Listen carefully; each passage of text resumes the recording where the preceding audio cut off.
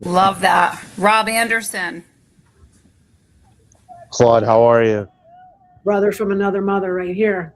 Help. Always, always. Forgive the background. I'm at my son's lacrosse game Oh, it's and beautiful. breaking my own rules of being on a call while the game is on. But I have to ask you this. Let's talk about your book. I'm Okay. reading it for the second time. I'm gonna make eye contact with you in 1 second as soon as the ball comes off the ground.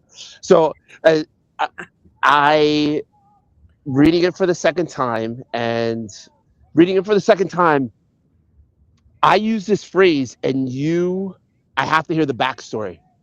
I run on calm.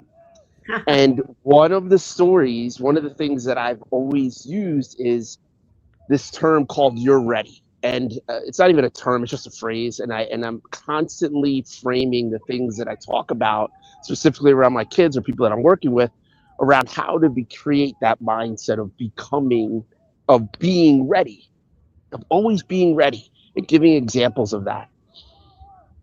Give you examples of being ready. So I give examples of Yeah. how kids are ready. Yeah. Now, running on calm running on calm in your book, if you could share a little of the backstory of what happened in the water, how you approached this young guy and I'll just leave it at that. I'll just leave it at that because I have to know what happened and how you've used running on calm Yeah. in addition to that I think story. I'm a calm. Thank you, Robert. I'm a calm person by nature. Like I'm definitely more on the. I probably am. I don't like a lot of anxiety around me. I don't run on anxiety. If anything, I've had to work on the other side, which is more depressive than anxious. So, but anyway, so I was, long story short, I ran a surfing company for about 5 years in the Bay Area, very cold water, had a great tan, neck up, wrist down, wearing very, very thick wetsuits. And we had to have people sign waivers and all of that stuff. And then we taught safety on land and we taught how to surf on land. And then when you get in the water, you have to do some reminding, whatever. For any of you that have ever surfed or want to surf, if you fall, the surfboard's going to shoot someplace, and you're going to want to bring it in with the leash. And there's a ball bearing on the end of the leash that ties into the surfboard. And if that your finger gets caught in that ball bearing and a wave comes, your finger will snap off. And so that's what Robert's referring to. That happened. I saw it happen. I went up to the guy. He didn't realize it yet.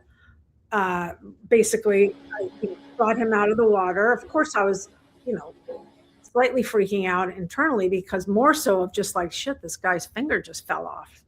Like, this is terrible, right? I was ready for like a fin to go into someone's cheek, never someone's finger. Anyway, I found the finger, which was floating close to him. Didn't freak out at all. Got him into our van. We had some ice, put the finger on ice, and then they were able to sew it back on, which was great. Um, did it freak me out internally? A little bit. I get squeamish, but I wasn't going to show him that I was squeamish because I was the leader. I wasn't going to show him that I was squeamish because I had just taught him all of this stuff. So it wasn't a freak out moment. I think there would be other people that might freak out about it. And that would maybe work for them. But for me, like tranquilo is my way to be. I am good tranquilo.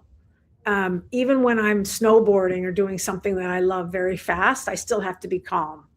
Otherwise, I'm going to fall. So running on calm for me to me, when I run on calm, I can be ready. When I run on calm, like I say, I'm tranquilo, I'm chill, but I'm proactive. You want me to go do something? Boom, I'm going to do it. Rather than being calm and being asleep, which then I would be reacting. But I have this belief, and maybe it's through sports, of just like always going to the ball. Go to the ball. Don't wait for the ball to get to you. Go to the ball. And so maybe that merges in with be ready. You never know when great things are going to happen or whatever's going to happen. So I just like to have, this is going to sound maybe a little bit corny, but like I like to have enough emptiness inside of me not emptiness in a weird way, empty, like that I can take on whatever is coming my way. And, you know, Gary might call that a wartime general. Be ready, you know, I don't know, but and he's used that a lot here with me. But I'm ready. I'm ready. You got to just, there's things to hang on to, and there's things to just let go. And the more I let go of things that don't have anything to do with me or don't belong in me or I can't control, then I think the more proactive I can be. Thank you. Great, thank you.